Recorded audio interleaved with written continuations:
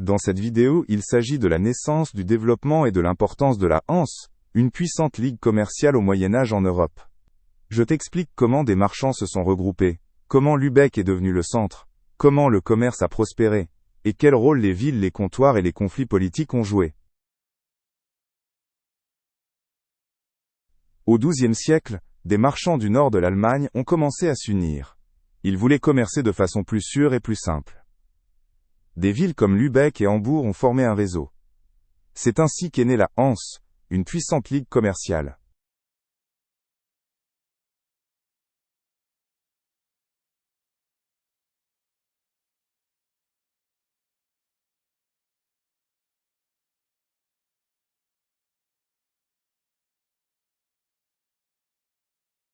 Au XIIIe siècle, Lübeck est devenu le cœur de la Hanse. La ville était bien située sur la mer Baltique et possédait un grand port. Les marchands de Lübeck commerçaient du poisson, du sel et des céréales. D'autres villes ont rejoint Lübeck.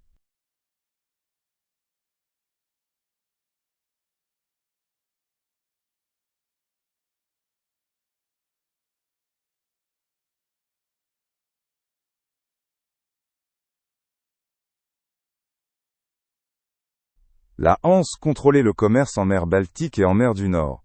Elle transportait des marchandises comme le bois, les fourrures, les tissus et les épices. Les navires appelés Kog étaient solides et pouvaient transporter beaucoup. Le commerce rendait les villes riches.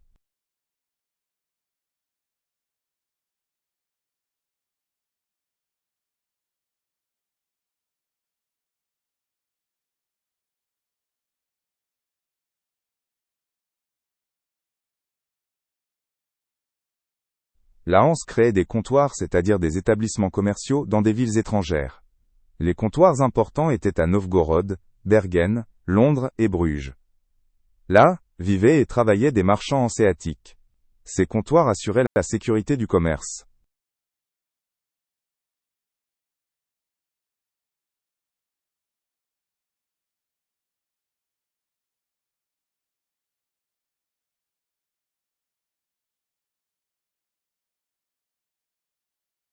Les villes hanséatiques s'unissaient pour se protéger.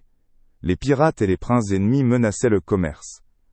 La Hanse possédait ses propres navires de guerre pour protéger ses bateaux. Ainsi le commerce restait plus sûr.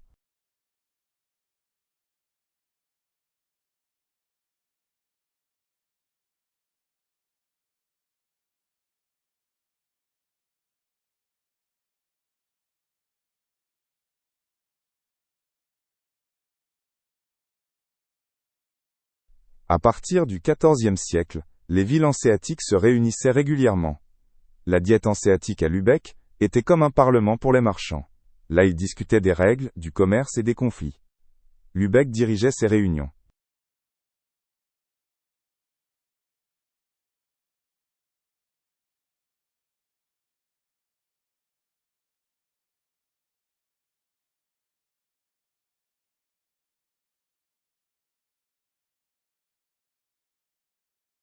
En 1358, la Hanse entra en conflit avec le Danemark.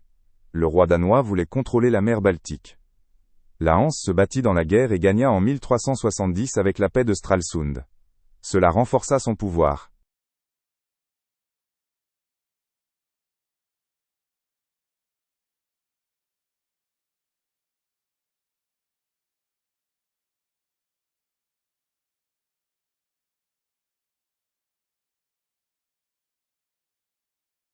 Le poisson, surtout le harengue, était une grande affaire pour la Hanse. Beaucoup de harengue étaient pêchés et salés en mer Baltique. Le poisson était vendu en Europe du Sud, où il était très apprécié. Cela rapportait beaucoup d'argent.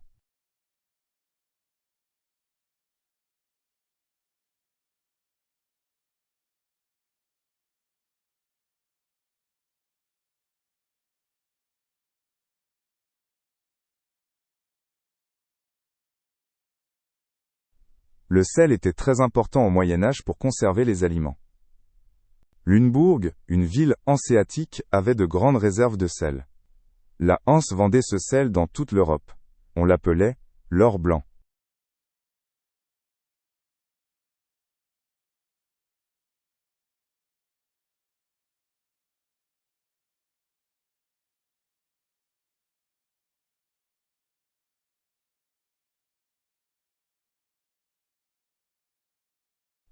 Au XIVe siècle, les princes devenaient plus puissants.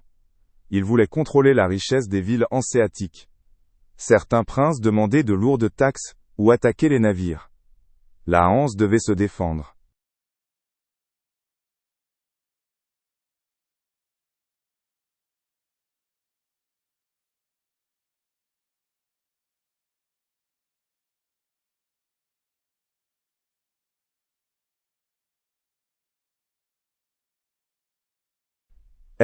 L'Église avait beaucoup d'influence au Moyen Âge.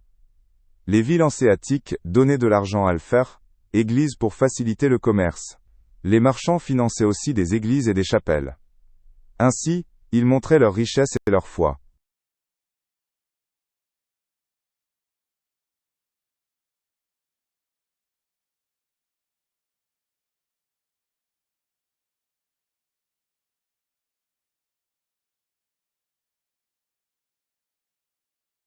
Dans des villes hanséatiques comme Rostock ou Brême, l'artisanat prospérait.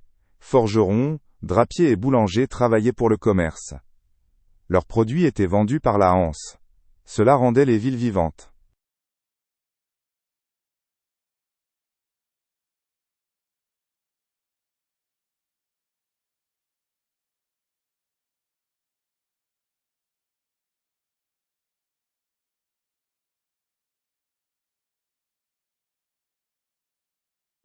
Au XVe siècle, l'imprimerie se répandit. La Hanse l'utilisait pour imprimer des contrats commerciaux et des règles. Les marchands pouvaient mieux travailler. L'imprimerie rendait la Hanse plus moderne.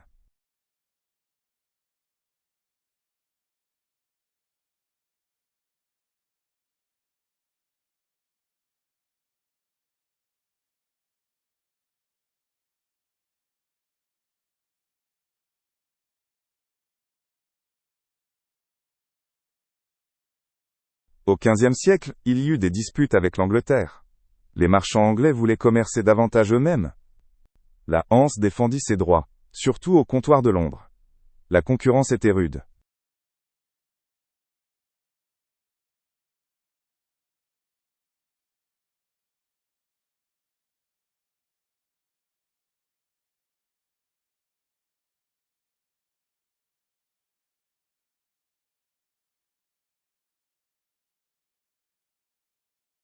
Au XVIe siècle, la Hanse perdit de son pouvoir. De nouvelles routes commerciales, par exemple vers l'Amérique, devinrent plus importantes. De puissants rois et princes limitaient aussi la Hanse. Les villes coopéraient moins.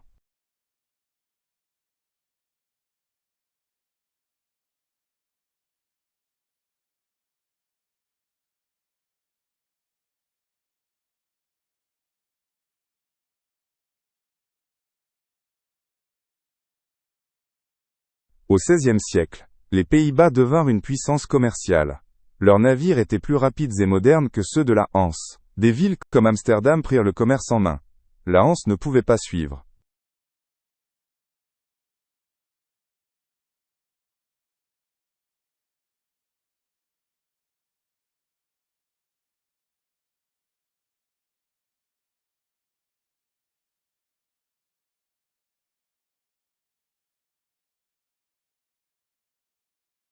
En 1618, la guerre de 30 ans commença, frappant l'Allemagne.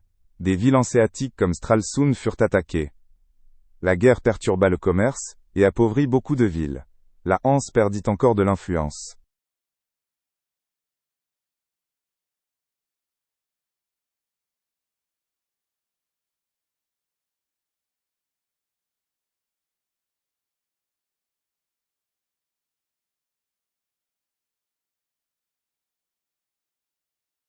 En 1669, la dernière diète hanséatique eut lieu à Lübeck. Peu de villes participaient encore. La Hanse avait presque plus de pouvoir. La ligue commerciale se dissolvait lentement.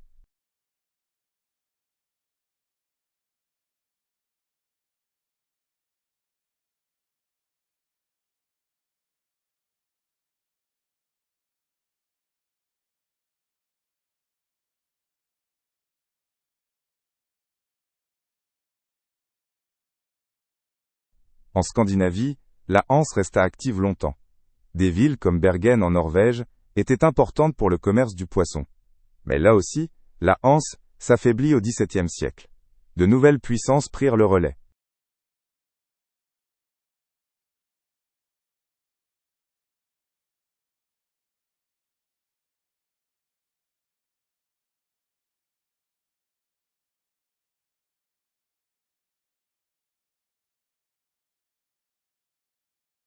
La Hanse a beaucoup marqué le nord de l'Allemagne. Beaucoup de villes comme Lübeck ou Hambourg sont encore fières de leur histoire hanséatique. De vieux entrepôts et hôtels de ville le rappellent. La Hanse vit dans la culture.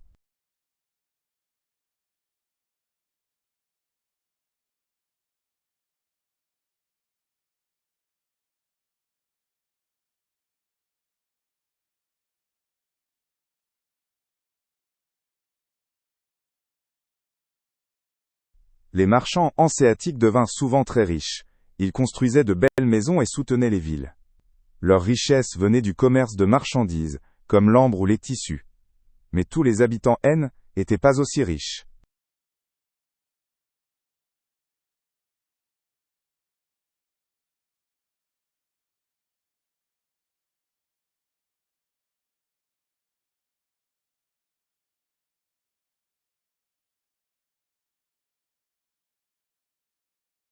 Les femmes avaient un petit rôle dans la Hanse. Certaines veuves continuaient les affaires de leur mari. Elles commerçaient des marchandises et géraient des comptoirs. Mais la plupart du temps, les hommes travaillaient dans le commerce.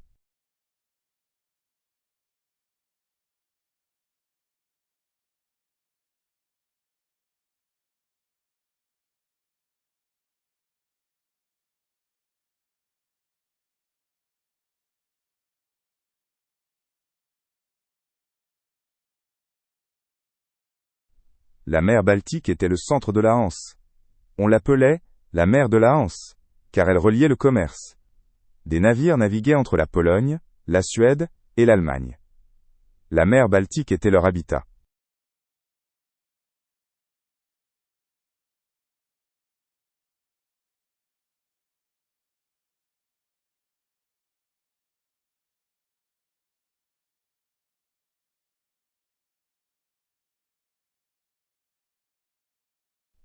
Les pirates étaient un danger pour la Hanse.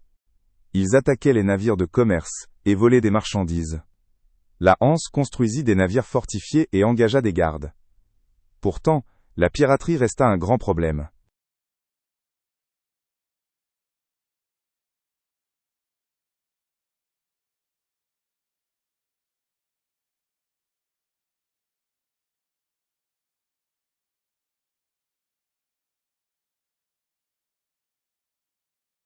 Les villes hanséatiques étaient souvent indépendantes des princes. Elles avaient leurs propres règles et mers. Mais elles devaient négocier avec les rois pour protéger le commerce. Ce n'était pas toujours facile.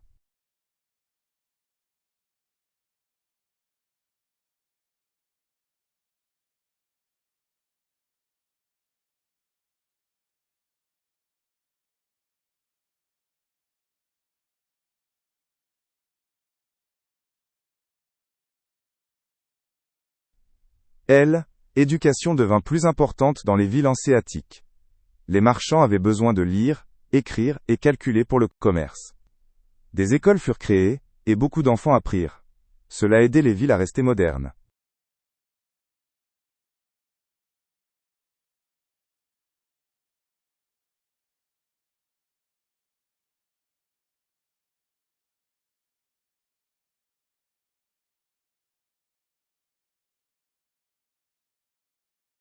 Quand l'Amérique fut découverte, le commerce changea.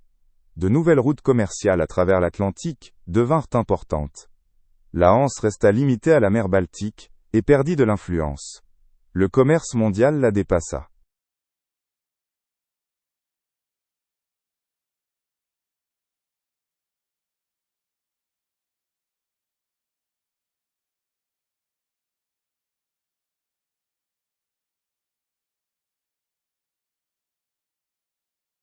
Aujourd'hui, des villes comme Hambourg ou Brême s'appellent villes hanséatiques. Elles sont fières de leur histoire et utilisent ce nom pour le tourisme. Il existe aussi une nouvelle Hanse, un réseau culturel. L'idée de la Hanse continue.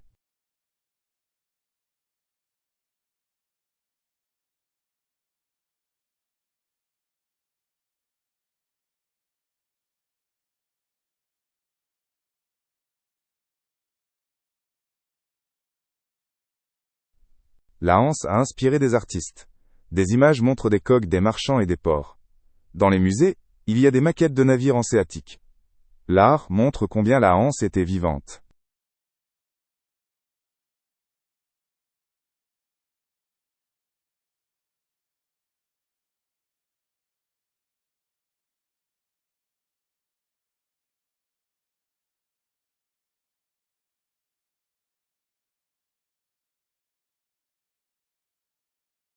La Hanse est aujourd'hui un symbole de coopération.